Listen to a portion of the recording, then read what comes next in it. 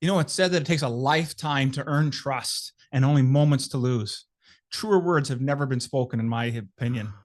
And trust is built on us being true to our word, living with core values that take us little to no effort because it's truly who we are. And then there's that other side of us that when trust is broken, it's that moment when we make a decision, or maybe it's a set of decisions that maybe in the past may not have caused any harm, or at least that's the story we tell ourselves, to making a major mistake. So what kind of mistake? Well, you name it. A fling that was supposed to be nothing, or one too many drinks that then driving home that leads to a fatal accident, just to name a couple. And well, today, my guest and I talk about having it all and then losing it all because of breaking this boundary of trust. It's going to be raw, it's going to be real, and I sure don't want you to miss it. Now, before we get into that, I just want to say if you're interested in raising your standards as a father, a husband, and an entrepreneur, then I'm going to encourage you to participate in our group mentorship program, our Band of Brothers. We're a group of ordinary guys working towards living extraordinary lives. You can find this at the Awakened Man Training Academy at members.thenet. And with that, let's get on with today's episode. The average man today is sleepwalking through life, many never reaching their true potential, let alone ever crossing the finish line to living a purposeful life. Yet, the hunger still exists, albeit buried amidst his cluttered mind, misguided beliefs, and values that no longer serve him.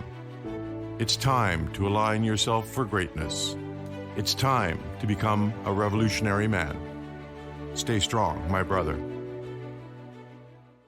Welcome, everyone, to the Revolutionary Man podcast. I'm the founder of the Awakened Man movement and your host, Alan DeMonso. Before we get started, let me ask you a couple of questions. Have you ever broken the boundary of trust? And if so, what were the consequences? Rebuilding trust takes work on all parties. The challenge is we only have control over one party, and that's ourselves. And so for some of us, we get a second chance to rebuild trust. And for others, that boundary can never be repaired. And so how we handle ourselves in both scenarios is part of what my discussion is today.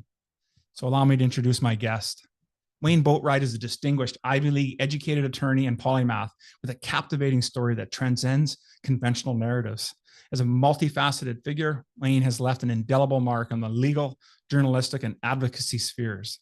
From his Ivy League education to advising multinational corporations around the globe, to serving 6 years in San Quentin prison, to rebuilding the most precious of relationships with his children.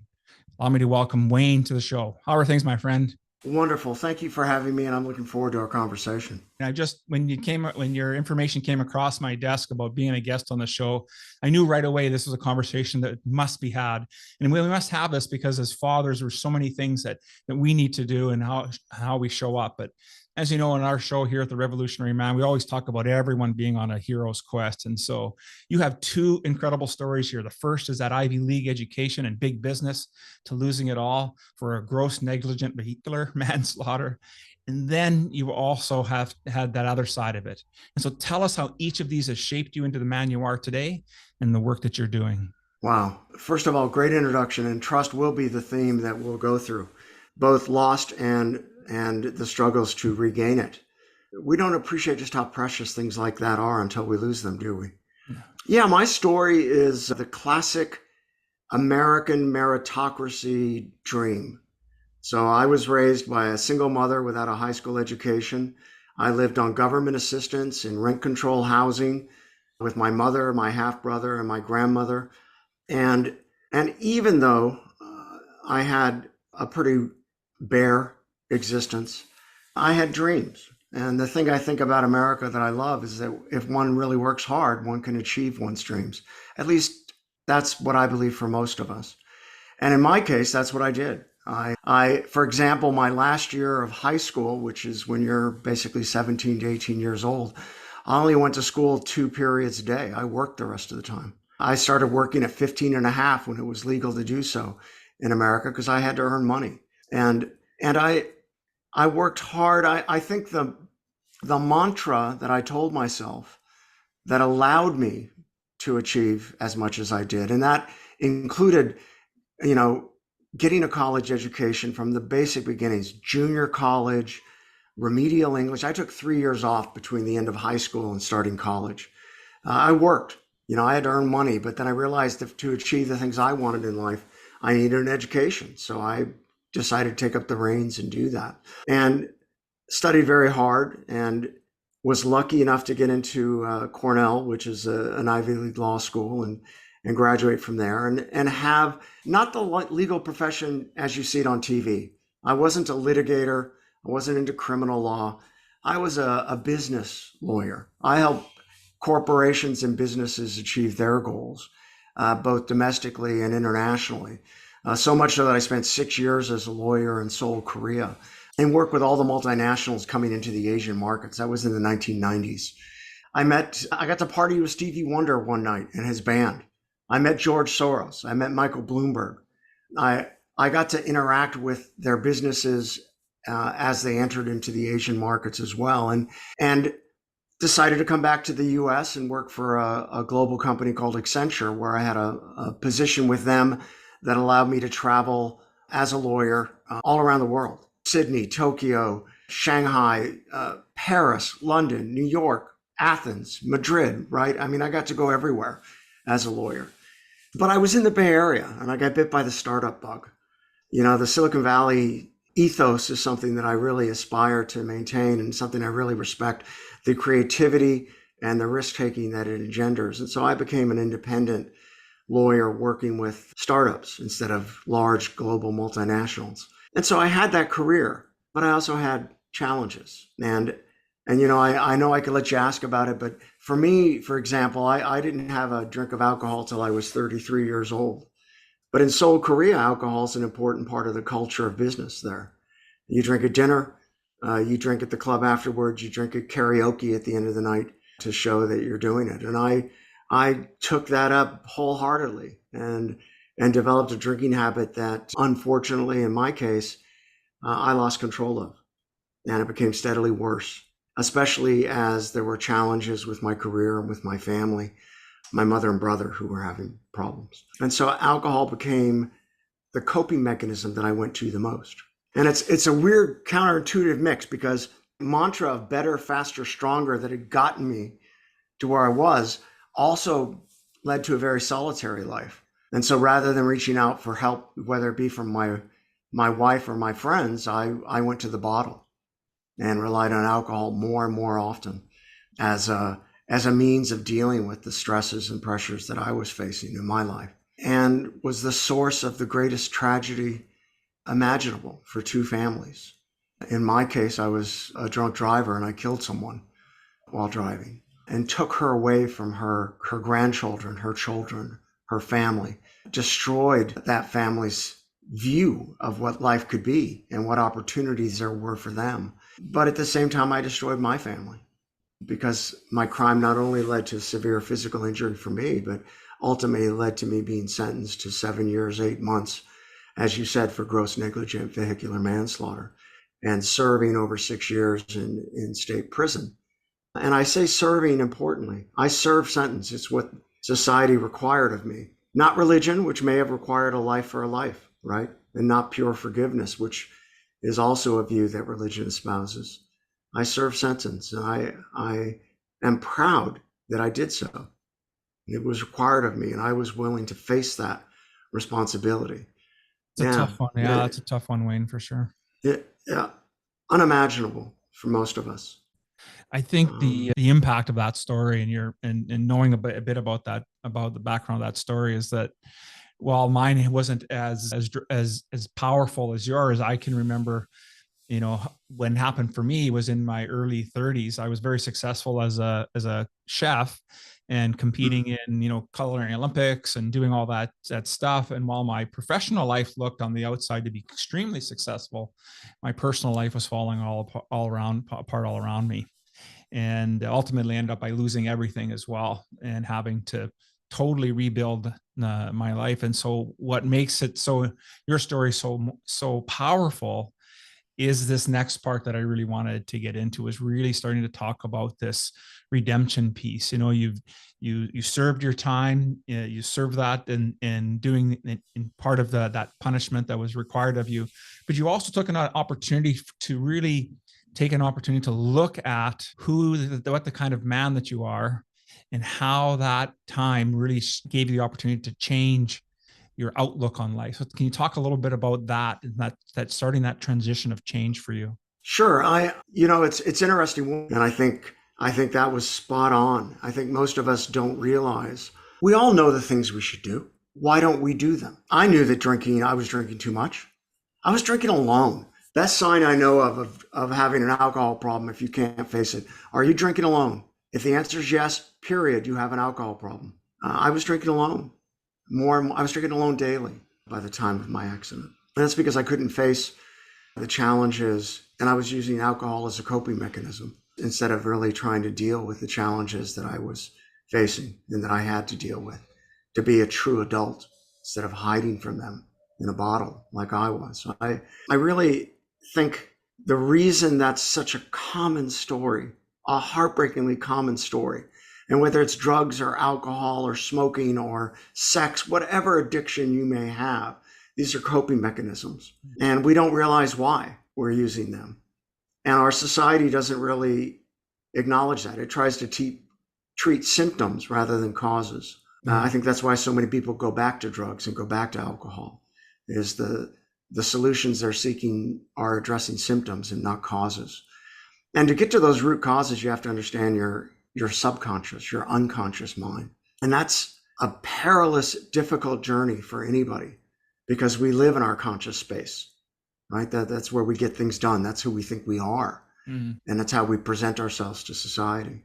In my case, I was lucky to be sentenced to San Quentin, which, is an infamous prison here in California. It's where our death row is and all of the, it's where Charles Manson's at, right? I mean, people like that, right, are there.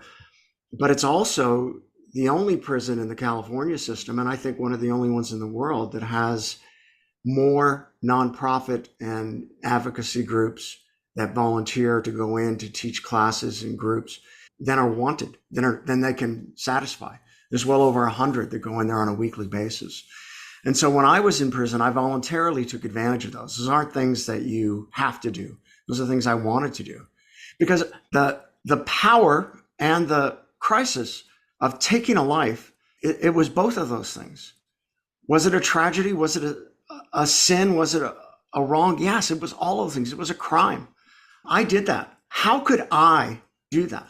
But it's also, it represents amazing power. You think you know what power is? Take a life and understand what power is. And the question is, will you become addicted to that power and continue to take lives? Or will you recognize that you have to become responsible, or that power might manifest itself again? And that's something I couldn't allow to happen. I had to find out why and how I could be the person that could drink enough to think to be arrogant enough, to be proud enough to think I could drink and drive without consequence. I had to do that journey. And that journey is into the subconscious. It is understanding much more than your conscious mind ever can. And unfortunately for us, we're talking about it. I can tell you that, but the unconscious mind is in a visual existence. And so you have to create metaphors that are visual to access that. In my case, that journey, that hero's journey, as you discuss it, is that I had built this psychic delusion house that I live within. I'm a lawyer, I'm successful, I'm a father, I'm a husband, I'm a Sunday school teacher, right? This is the psychic delusion house that I had built that I thought protected me and kept me safe. But I burned that house down because it wasn't keeping me safe. It wasn't addressing the needs that I had to face, the issues that I had to deal with. And I think what we find in most people's lives is they continue to repeat the same mistake until they learn how to face it. But unfortunately, most of us try to learn how to face it with our rational, intellectual mind without realizing that much of this stuff exists at a subconscious level and that we have to deal with those issues from there. For example, everybody talks about the word trauma in their lives and how traumatic something is. But why is it some people can face those traumas and come out fine and other people are destroyed? And the answer is the trauma is how you deal with it. The act is merely traumatic. It's not the trauma. How do you face the challenges that life gives you. All of us have them. They're all unique to each individual. Sure, there are standard milestones in every life: death, marriage, parenthood. I'm not saying those don't exist, but we all face them in our own way, in our own challenges. And the question is, what gives you the courage? What gives you the power to face those? And in my case, I had to rebuild that delusion house I had burned down with my crime. And I decided to do that as an adult. My new mantra, my old mantra was better, faster, stronger. My new mantra is I refuse to know for certain what everybody else takes for granted. I decided to question everything. And I mean everything in my life, in our society, in our world. What is success? I had to relook at all of those things in order for me to face the wellspring of my malcontent that drove me to drinking, that drove me to using that, as well as other coping mechanisms that we all use in our lives. Absolutely. I was lucky enough to find a group in prison that could help me with that. So I went to a group called Victim Offender Education Group, VOGUE it stands for. And it was an 18-month process of regular meetings that culminated in a meeting with a panel of survivors of death, people who had lost. One woman had lost her son on his wedding night to a gangland shooting. Another family had lost their, the mother and daughter were both there. So they had lost their husband and their father to a drunk driver. I got to sit with those people, not to share my story, to hear theirs, to sit with them and to grieve with them. Because the real word for that shouldn't be guilt, it should be grief. We should grieve with others and let them sit with that pain for as long as we can, or as long as they need. In our case, it lasted over 2 hours as a panel. And it was one of the greatest opportunities of my life to grieve with those people who had lost someone. Yeah, absolutely. Go ahead. I was wearing the black hat, right?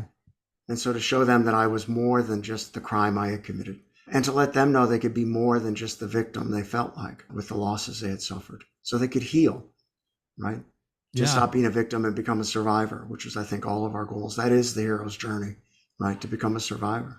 Yeah, absolutely. And then to come back to that point of being able to, to help and bring others along with you on that journey. And so thank you so much for sharing that. I was writing a bunch of notes here, and one of the things that came to me as I jotted down was this.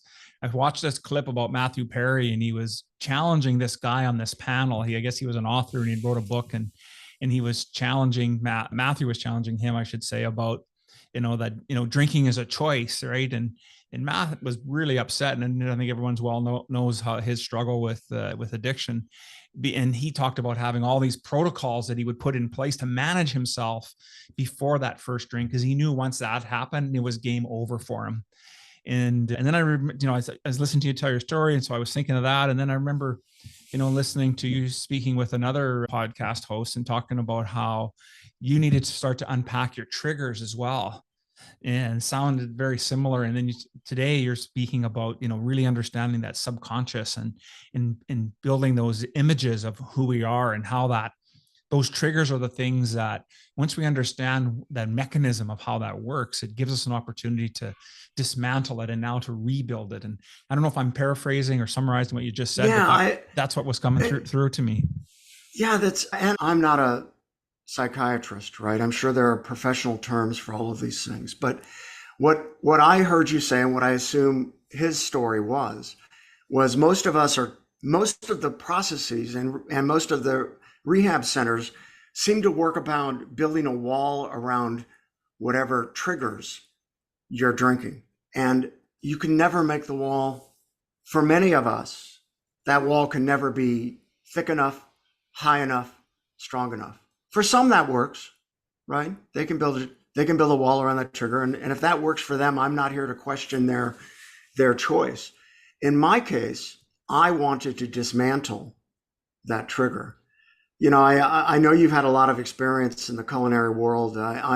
I've been lucky enough to work with a celebrity chef at Chris Constantino, who won Top Chef and Top Chef Masters. I currently work with a catering company. I've had 27 jobs since I got home from prison. You can't practice law once you've been committed a felony and been disbarred. So I have to make do as best I can. And so I do just about everything. But I worked at Chris's restaurant here in San Francisco, and we had 2 bars at that restaurant. I was never tempted to drink. I was around alcohol every day for free. I had people offering me drinks all the time. I now work at a catering company, which can have 5 bars. I was at we were the catering company for the Google event. We had 5 bars at the Google event. I'm not bothered by that. I don't mind going to, I can go to a bar or a restaurant. I have no problem ordering. The method that I use to deal with that is I order a soda water with 2 limes, happy to go up to the bartender, say, I like a soda water with 2 limes, doesn't bother me. I want my friends want to drink and they can handle it. They're more than welcome to. But that's because I feel comfortable that I've dismantled that trigger. I did do AA, which is the most common group that's used here in the United States. I'm not sure if you've seen it everywhere as well, but and I found it works for many people. But in my case, I found that their focus on the act and the consequences of drinking, the never forgetting, was just too much, because I felt I had dismantled the trigger that had required me to use the coping mechanisms that I used. And so for Matthew Perry, I'm sure he felt he had to use those. Some part of him, some unconscious part of him, not the one discussing all the mechanisms that he used, felt that that was the coping mechanism he needed to use. And because he wasn't able to find that wellspring of malcontent, the start of that river, he ended up losing his life. And that's a sad story, but not as sad as mine, where I took a life. At least he didn't take anybody down with him. Yeah, no, absolutely. And I really appreciate that, as we explore this topic and we look at some of those pieces, and I really want to get into the fatherhood side of it, because, when you went off to prison, your daughter was 6 years old, from what I recall. And by the time you came out, she was, I guess, just around 12, maybe 13. What was that like for you and for her? And how did you go about repairing that relationship? Because obviously we talked about in the intro about breaking a trust, this boundary of trust. That must have been some pretty incredible work that had to happen for you and for her. Yeah, it's the irony is my son, who's 2 years older than my daughter, he didn't visit me for 18 months when I was in prison because he was so angry. Not the first 18 months, it was in the middle, but when he was developmentally able to understand what I had done and was being made fun of by fellow students at his school. My daughter visited me the whole time, but I have to say my challenge with her has been much deeper and much longer. And it is around the issue of trust, because developmentally as a 6-year-old, when I left her, I abandoned her. That's the way I see her interpreting my actions. And what defense mechanisms does one put in place when one's been abandoned? Well, don't trust anybody else, because they might abandon you too. And I know my daughter's had challenge. My daughter's been the captain of her varsity golf team for 2 years. She's a senior in high school, but she has a hard time with her male coaches. She has a hard time trusting men because of my actions. The ripples of our actions are so much more than we appreciate. And regaining her trust has been the core of my journey, because with my son, I was able to regain his love and his attention and his trust while still in prison. And we've been able to maintain that very close relationship even since I've come home. He came over and we watched, basketball just 2 days ago. He's home from school. He goes to school back east. So he's home on his holiday break. And, we spend time together. We love each other. We communicate regularly. But with my daughter, she's much more hesitant to trust me. And I can't say she knows why. I would say she doesn't. This is a subconscious process. But that defense mechanism of not trusting men is something that is my fondest and biggest desire to help her overcome. And I can't guarantee it'll happen. That's her choice.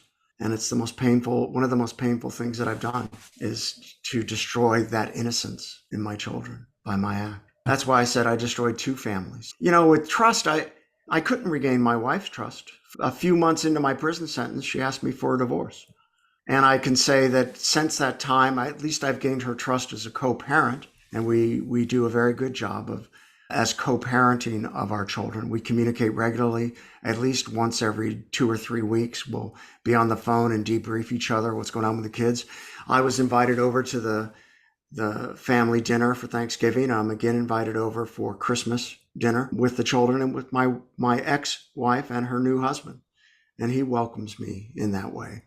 And I'm grateful for that. I'm grateful for her that she brought those kids to visit me while I was in San Quentin. That's not an easy process to visit somebody in prison. And she did it the full 6 years I was there with my children and brought them in to visit me, with that exception of that 18 months my son couldn't visit me because he was so hurt and so angry at me, at the pain I had caused him. So I'll always be grateful to her for that. But I never regained her trust. And I can understand that. That's her choice, but that hurts. And I hope to continue to heal and weave together that tapestry of our lives, is a way of characterizing it, with my daughter.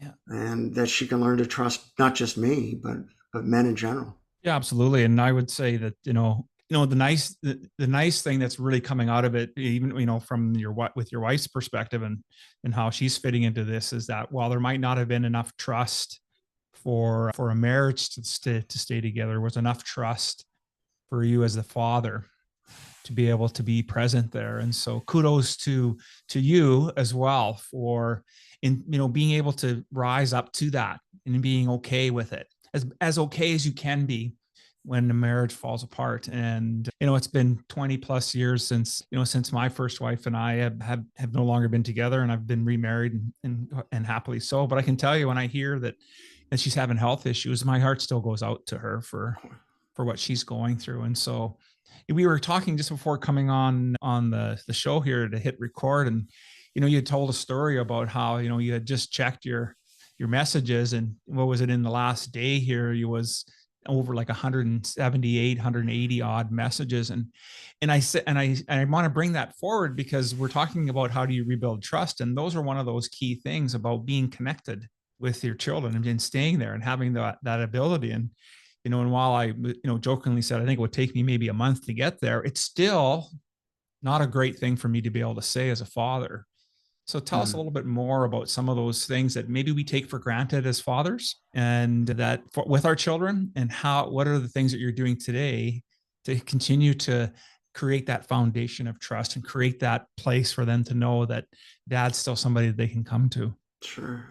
Before our call, what I did was I went back for 7 days to see how many communications I had with my children.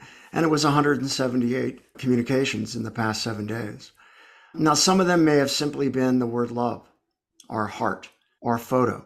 One of the ways I've worked diligently at rebuilding trust with my daughter is that even though she's in high school, she goes to school back east. She's in what's called a boarding school. So she's gone. I take care of her cat because her new stepdad is allergic to cats, even though she had one. And so I take a photo of her cat almost daily and send that to my daughter. And that's an example of trust. She trusts me with the most precious thing in her life, her cat. And I want to show her I'm worthy of that trust by sending her a photo of her cat on a regular basis, so she knows that Milky Way is doing fine and is happy with dad and hanging out with him. That's one way that I work with my daughter. You have to meet your children where they are, right? That's the key to this whole process. My son and I love baseball. So the summer between my crime and going to prison, we went to as many San Francisco Giants baseball games as we could. But we didn't just go to the game. We went 2 hours early to batting practice, and he brought his glove. Remember, he's 7 to 8 at the time, right? So he brought his glove, and he's out in the outfield hoping to get baseballs. And in his room, he still has a rack with all the balls that he's gotten during his time at these games. And so we were able to bond over baseball and use that as a key mechanism for us to discuss. And we talk baseball daily, even though it's the off season right now. And we talk about the other big teams here in the Bay Area, the 49ers in football, American football, right? And the Warriors in basketball. So we have this mechanism to talk, but it's one I've had to really work at, because I got to be honest, I'm not a big sports fan. With my daughter, she loves to read.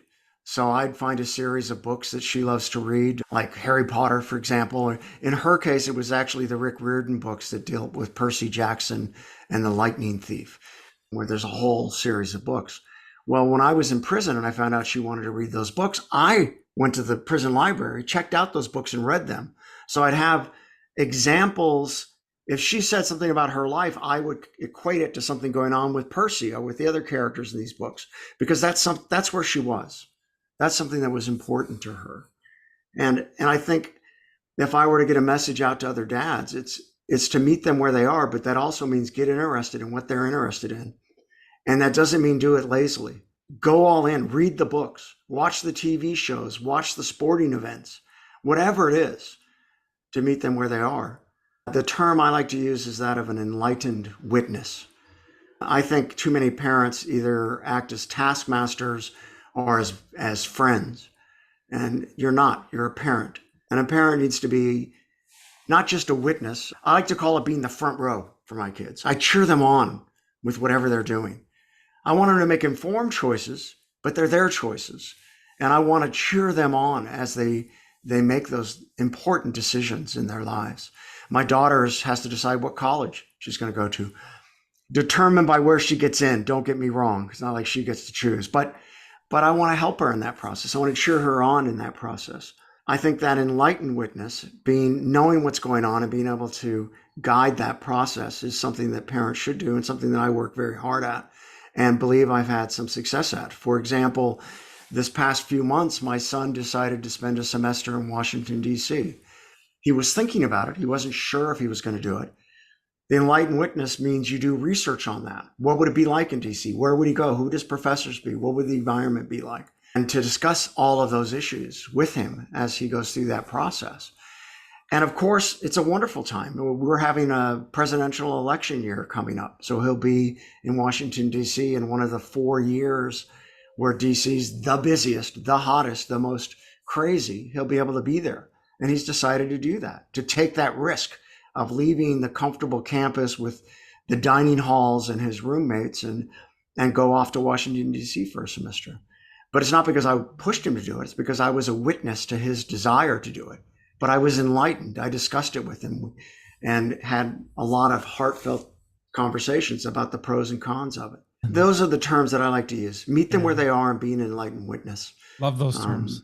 And those are awesome, Wayne. I just love those two terms. And I hadn't really thought of that as being an enlightened witness, but I like how you frame that and about, doing research, being active in it and meeting our kids where they're at. And I think that's so important at any age for them that we do that. And so I really appreciate you, sharing that insight. And I want to pivot a little bit and talk a little bit about your other work that you're doing. And instead out of our, I have to show you who came out to show you I'm telling the truth. Here's Milky Way. There they are. Outstanding.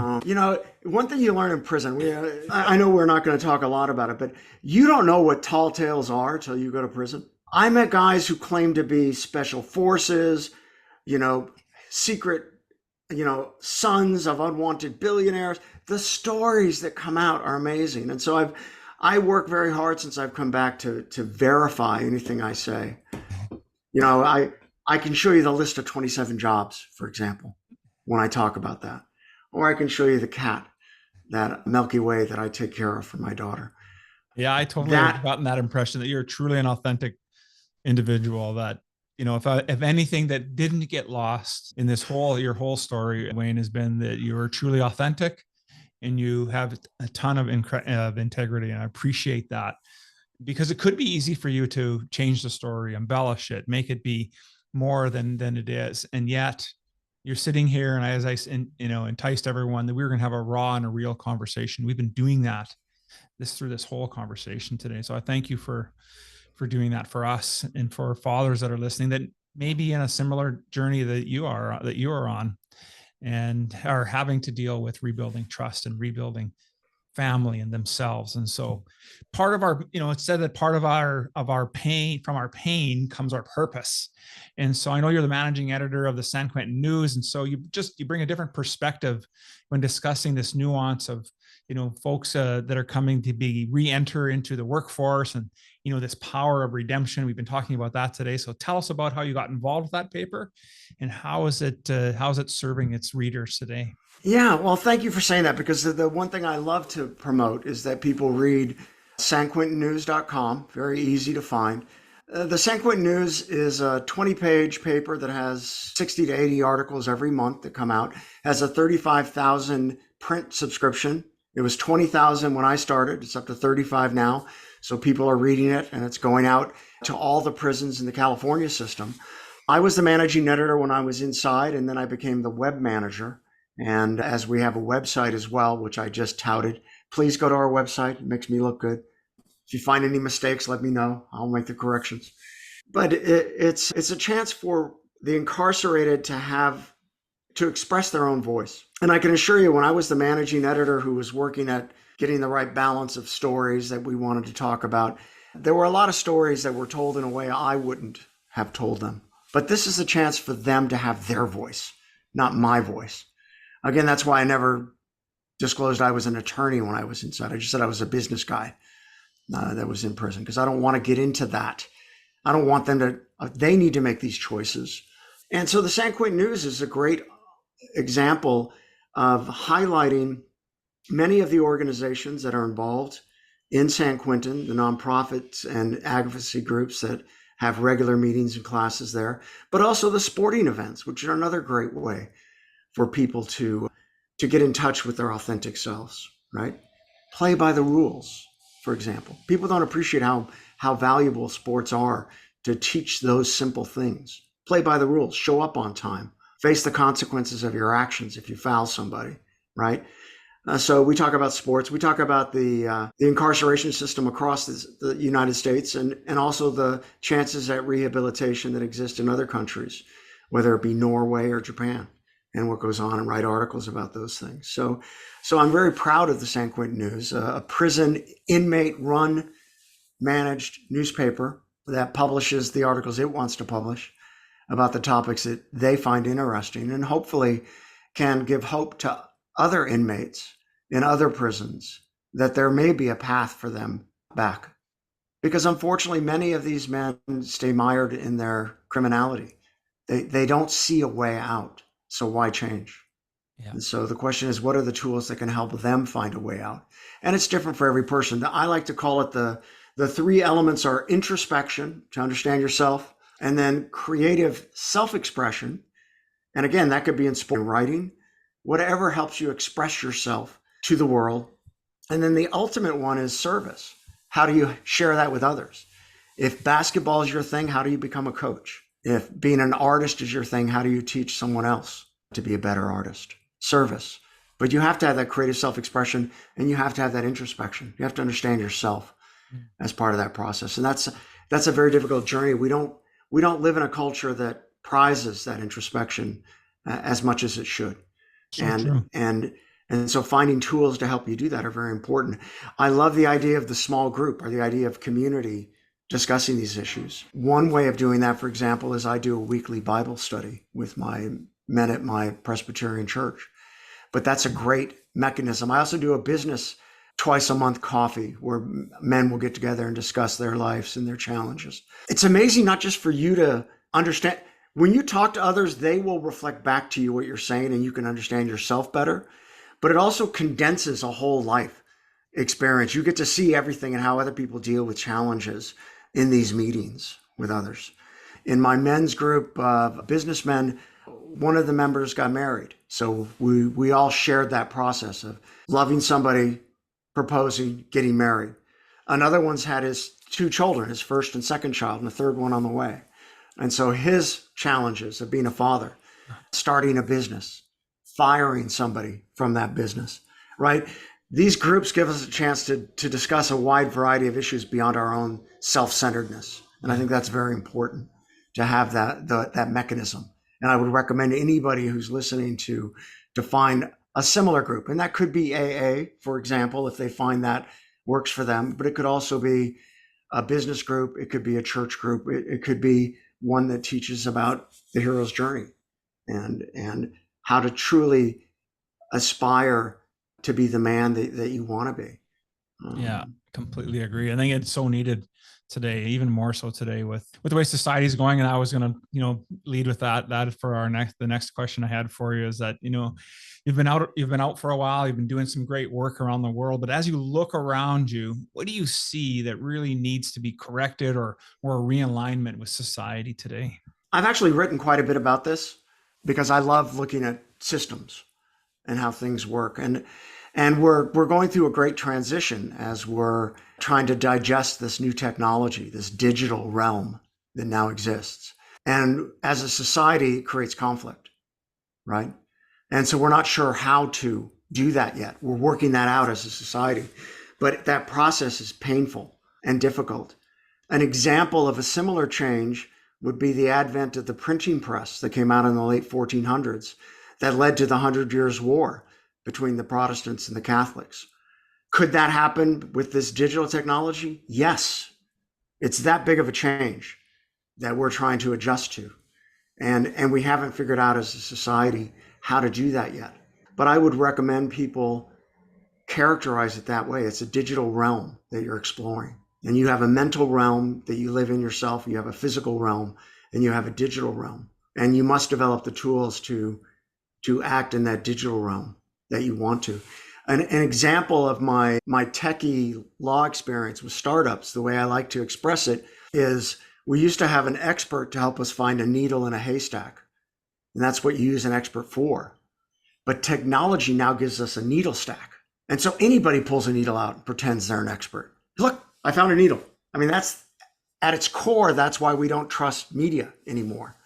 At its core, that's why we have such conflicts that exist, because technology is giving us a needle stack. And so we don't trust experts to find the needle anymore. We think we can find it ourselves. And we do find a needle. I think that's the thing people discount. No, it's not hay. It's a needle. It's just not the needle you think it is. Right. And you're conveying it with the confidence you shouldn't have, because there was a whole needle stack there. Anybody can pull a needle out of that thing. Yeah. And so that recognition of how technology is changing how we see the world, and the need for us to find the space to make important decisions instead of just finding an answer that Google gives us. Google's become an oracle. You put in a question, it gives you an answer. The LLMs, the large language models that exist now, are an extension of that. And yeah, you could trust that. I would recommend people sit with uncertainty a little bit longer before they make that decision. Hey, that would help them. That's a great idea. And I like that, because you're absolutely right. The idea of that a needle stack and then thinking we're so sure. And you see that, I see that constantly. And regardless of what side of the political spectrum you're on, whether, you're left or right, everything is extreme today. And everybody thinks they have the right answer. And yet it's because we are afraid, because we lack certainty. And it's okay to be uncertain for a bit, and to be uncertain enough to know that allows you to be open to maybe see and hear a different perspective of what's going on, and so that you can make a better decision for yourself and for those around you. And so I really like how you frame that, Wayne. Of what's been, I'm sure over the course of your career and your time, you've had some mentors and people that have been in your life and that, but what would you say has been the best piece of advice you've been given, and how has that served you? Oh, interesting. I talked about that unknowing, that hidden thing. That is the wellspring of our malcontent, right? Our maladaption. What is it that causes that? Much like my daughter, I was trained not to trust men, because my mother and grandmother both had failed relationships regularly. And so they didn't trust men. I didn't consciously know that, but I didn't have a mentor to learn from, because I couldn't trust anybody to be a mentor. The way I've dealt with that is I've gone to reading. So I would highly recommend a number of books. If one wants to be a better father, I will recommend a somewhat controversial figure, a Canadian professor known as Jordan B. Peterson. I find that his statements on parenting and fatherhood are spot on from what I've learned about my life. And he's very effective at communicating some deep concepts that are not easy to understand. Whether it's sit up straight with your shoulders back or clean up your room, he has a way of conveying these basic concepts that is very effective. If one wants to find out their own subconscious source of their malcontent, I would recommend a Swiss psychologist named Alice Miller. Somebody who's written a lot about her stuff who's still around is called Gabor Mate. Gabor's from Hungary. He's very, very good about discussing addiction and the source of it. But Alice Miller did it before him and in many ways did it better since she comes from an earlier time. And so her books, including one called The Drama of the Gifted Child, was very helpful for me to discover and to access my own subconscious and the source of the trauma that I had experienced and the defense mechanisms I had built up in response to that, and to learn how to face those things and to grieve with the child I once was, not to hide from that as I had been doing, and not to use coping mechanisms like alcohol to deal with it, which is what I had done. So Alice Miller is a great source for people, and I would highly recommend it. We'll read that. And unfortunately for you, I could give you a list of 10 more because I'm very much, I read copious amounts and I love systems. So I like people that explain how the world works. Those are three amazing authors for sure. I'm a big fan of Jordan Peterson, and just for the same reasons you say, he takes a simple idea, concept, and then just has a beautiful way of framing that. And I was actually watching his series on, he did a talk series on the book Genesis, and on Daily Wire Plus, he does one now on Exodus. And I have to tell you, it's just fascinating to listen to him and the guest panel talk about stuff and things that, just opens your mind to different perspectives. And I hadn't heard of Alice, so I'm going to make sure I pick up a book from her. And I truly enjoy Gabor's work as well. But of everything that we spoke about today, Wayne, and maybe there's something we didn't get a chance to touch on, if there was one thing you'd want our listeners to take away from us, what would that be? I told you my mantra was to not take for certain what other people take for granted, right? I'm working on a new one. We live in the future. The present is fixed. The past is ever changing. And it gives me a perspective of the world. We live in the future because there are so many different ways things can happen. That's where we spend all our time. What are the different options we can make? What are the different choices we can do? What's going to happen in this basketball game? Who's going to hit the shot? We live in the future. The present is fixed. It doesn't change. It is the present. And I think many times we get lost in either living in the future or remaking the past. No, the present is fixed. Accept that.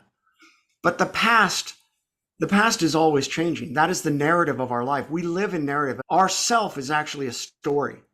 An infinite loop is a way of characterizing this. Douglas Hofstadter wrote a great book about that. But the concept that we are a narrative, a story we're telling ourselves that exists, and that story changes, good and bad. For me, I was going to be married for life to the mother of my children. And, for better or worse, we would get through all of our challenges together.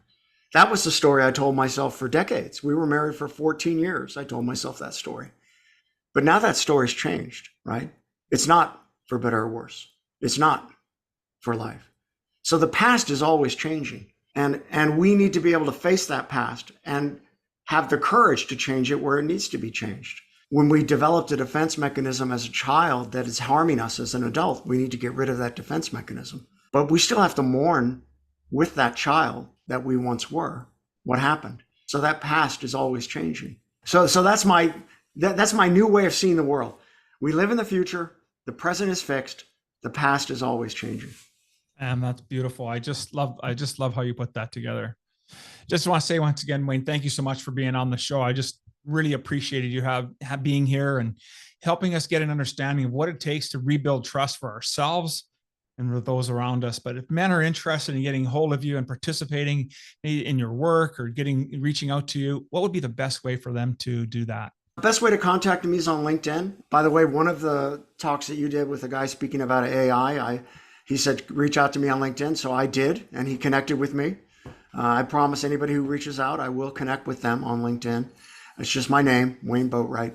I also have posted close to over 100 pieces on Substack under my name, Wayne Boatwright as well. So a lot of these concepts are discussed much more in depth, and a lot of the authors that I find inspiring and that I've learned from, I talk about in my essays on Substack. Awesome. I'm going to make sure that information as well as your social, they're in the show notes for today. Buddy, thank you so much for this conversation. I truly enjoyed it. Really think you're doing some amazing work out in the world today. And thank you so much for spending the time with us. Mental pleasure.